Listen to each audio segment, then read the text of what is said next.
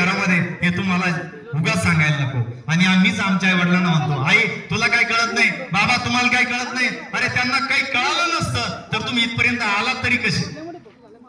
मग आम्ही म्हणतो बाप काय करतो, बाप काहीच करत नाही. तो सकाळी पिशवी घेतो, घराबाहेर पडतो आणि कामाला जातो. तिथून आल्यानंतर आमच्यासाठी पैसे कमावून आणतो. पण तरी सुद्धा आम्ही म्हणतो बाप काही करत नाही.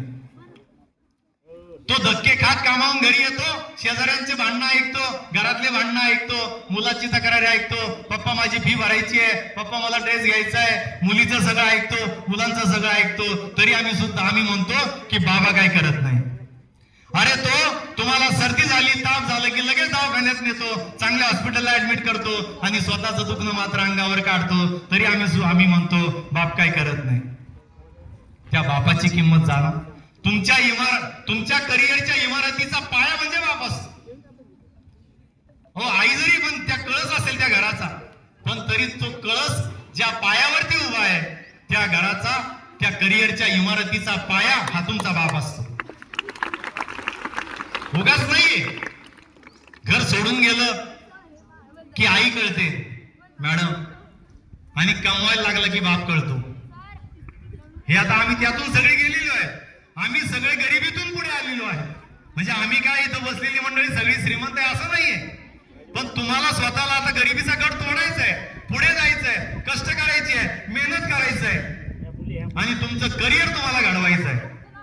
कारण तुमचा जय जयकार मला वाटतं तुम्ही एकटं पडल्यावर असं कधीच मानू नका. जाताना इथून ऑफिस थोडंसं लांब होतं, मग जाताना बाजूला एक बेसिन होतं आणि बेसिनचं नळ चालू होतं.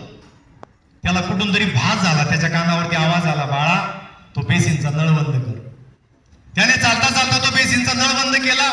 समोर पॅनल बसलेलं होतं, मुलाखत घेणाऱ्यांचं टीम बसलेली होती आणि त्यांच्या समोर खुर्चीवरती तो जाऊन बसला.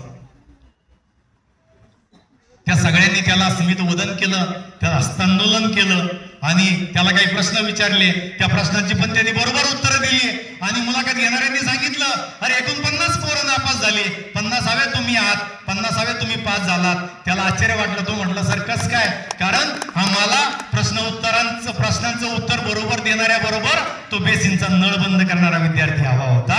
म्हणून तो घरी आला, आई वडिलांच्या चरणावरती नतमस्तक झाला आणि अख्ख्या जगाला ओरडून सांगू लागला, अरे घड्याळाची टिकटिक टाइम मॅनेजमेंट शिकवते. परत ऐका, घड्याळाची टिकटिक टाइम मॅनेजमेंट शिकवते आणि आई वडिलांची किटकिट लाईफ मॅनेजमेंट शिकवते विद्यार्थी.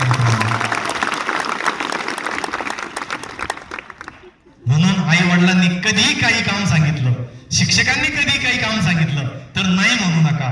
कारण या आयुष्यामध्ये तुमच्या जीवनामध्ये 3च व्यक्ती आहेत, आई, वडील आणि तुमचे शिक्षक, की यांनाच वाटतं तुम्ही मोठे झाले पाहिजे.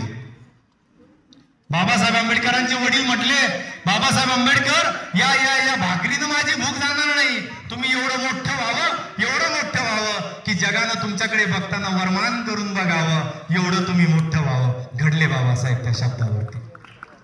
म्हणून इथल्या गुरुजनांनी दिले